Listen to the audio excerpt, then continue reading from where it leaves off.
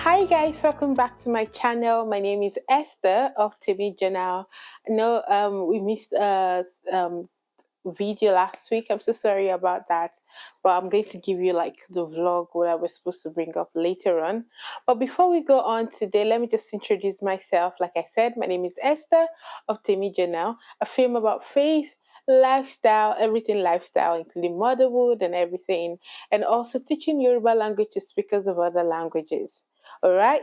So today we're going to just have a round off about the last topic that we had about the birth story and postpartum, and of course everything about having a new baby basically. But today is specific to a request by one of my friends who asked about what's it like having a baby in the UK. So we'll be answering all that questions today. And if you have any more questions at all, please don't forget to put it in the comment section. And after watching this video, please like and share to other people that might benefit from it. All right. Thank you. So let's get right into today's video.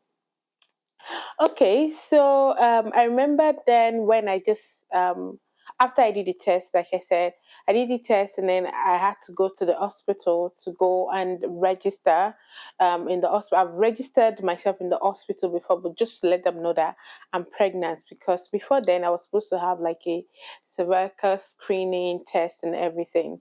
So when I got there, I couldn't do the cervical screening, right? Because I already had a baby. So I had to do like a pregnancy test in the hospital. So I did a blood test and I did some urine test as well. So and of course checked my weight and everything. So basically I started off my antenatal from that visit and I met my midwife. So my midwife was able to tell me, ask questions, different questions like what am I doing? What job is my husband doing? How where are we living? How are we living? Like am I ready for the baby? What's my the whole states basically your well-being, your physical well-being, your emotional well-being, psychological, the kind of life that you live, your lifestyle basically. So they will ask you, are you smoking? Are you drinking? Do you have pets? Questions like that you should expect when you go for your first visit. And also they will want to have your like a family history, so health history. So they're asking, are you diabetic in your family? Do you have anyone that is diabetic? Do you have anyone that is having any sickness or any disease, anything like autism? Every question basically will be asked so that it can prepare for you according to all of this history that you've had, right? So I told them that the things that I've had when I was young, like chicken pox and everything. So they know that they are supposed to prepare for vaccination for things like that. So after the first visit, I had some letters. I had some letters showing that I can come for my first scan. So I'll be checking my records here because I put them all in a file. So I think my first visit to the scan for scanning actually was of course during the first trimester. I had my first US obstetric neutral dating scan. So here they will just check the baby basically to see how the baby is developing.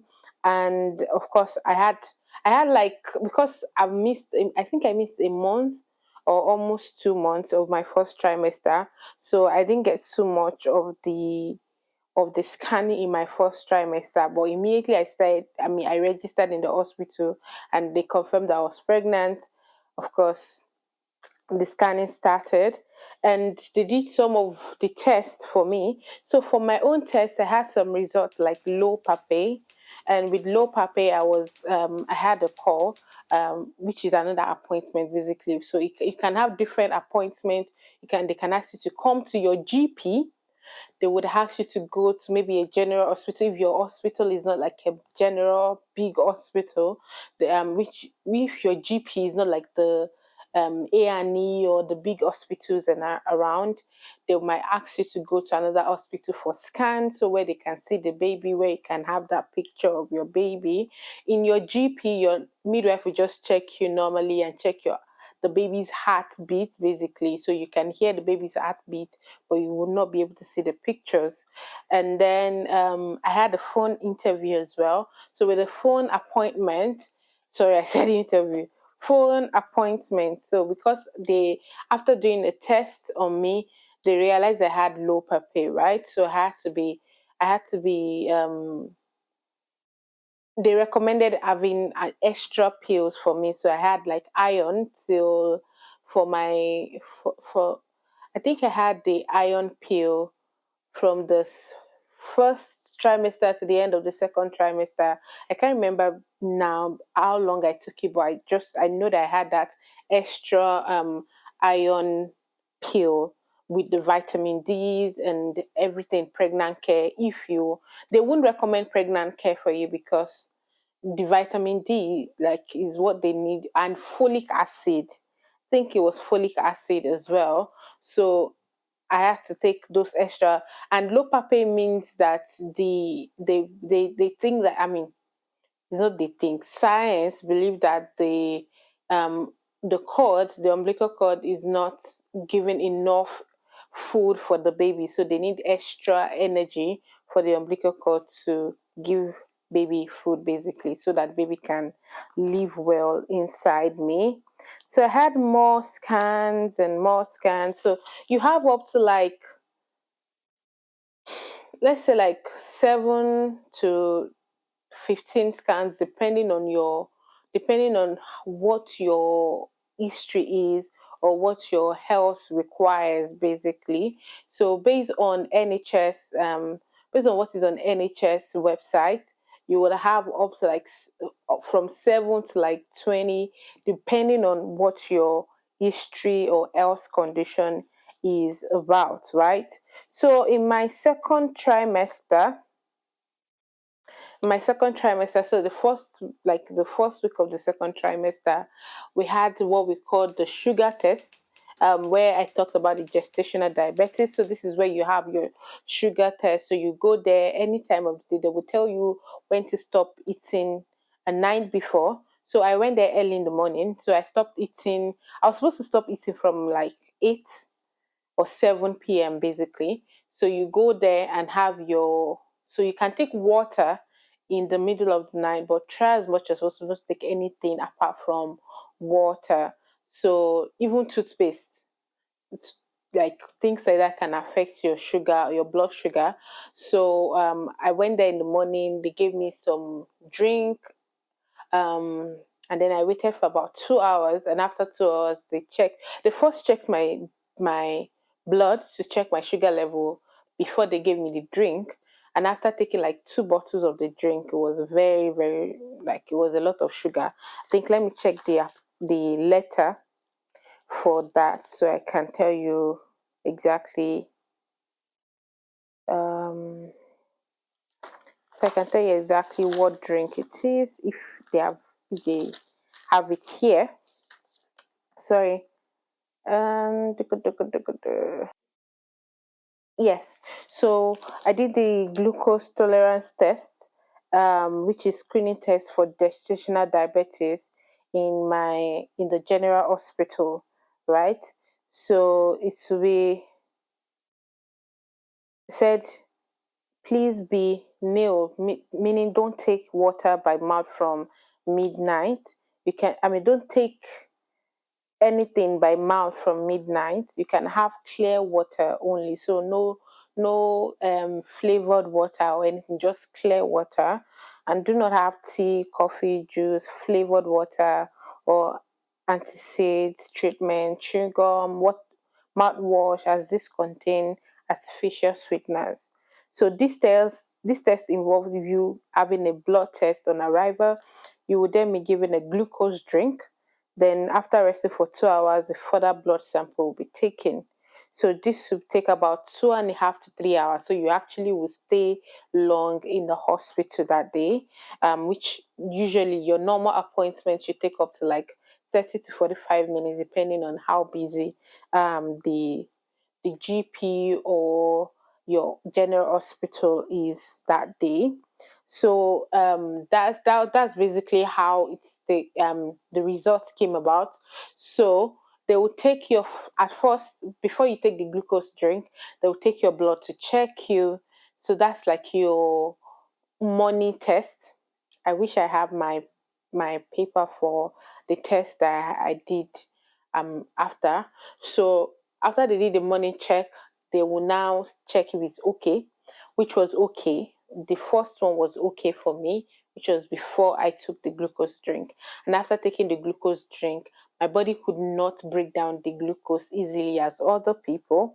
So after 2 hours, they did another test and they told me that they would tell me the results later on. So I had a call or a letter saying that my result came that I had gestational diabetes, so I should come and pick up my kit. So if you have if you have gestational diabetes, basically they provide everything that you need to do your test.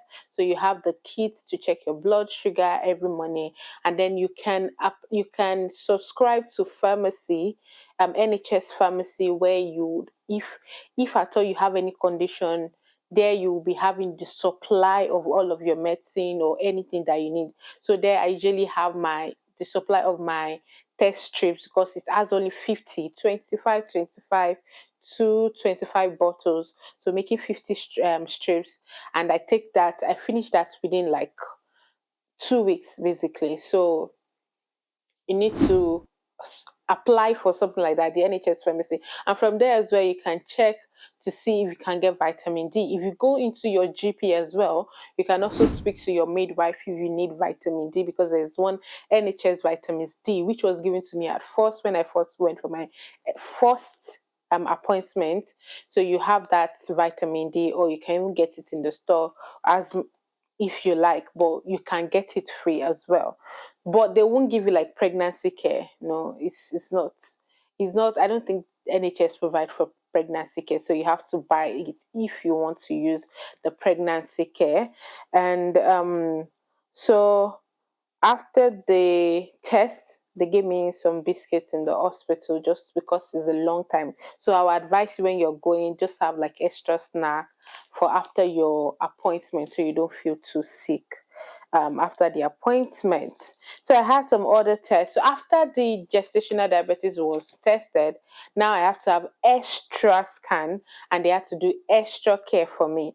And so this is me advising anyone that will be tested for gestational diabetes. If you have the gestational diabetes, what you should expect is that you have extra care, extra scans, and whenever you go for your antenatal in the general hospital, antenatal here is basically checking your baby to see the growth of your baby, and then your doctor will speak to you to let you know how your baby is developing, what you need to do better. So there you have the gestational diabetes midwife, who would also advise you, who will check your records of your test that you're doing. So basically, I think for my third trimester, I started having like constant um checkups, maybe within 2 weeks, 1 week, and then like till the last days where I had to go to the hospital. And also, one thing I want you to know is that if you at all you feel like your baby is not moving, so when you know that your baby start moving, if at all you feel like your baby is not moving, you have the right to call your A&E, so that's the emergency of hospital, and tell them that your baby is not moving. You can go into the hospital immediately, and they will check your baby to see the heartbeat of your baby to make sure that it's all right. Right. So that's one thing I did. So whenever I feel like my baby is not moving properly, I will go into the hospital. And remember that with the fact that I had the gestational diabetes, so they had to like take extra care. They had to like monitor the number of time I also come into the hospital to say my baby was not moving.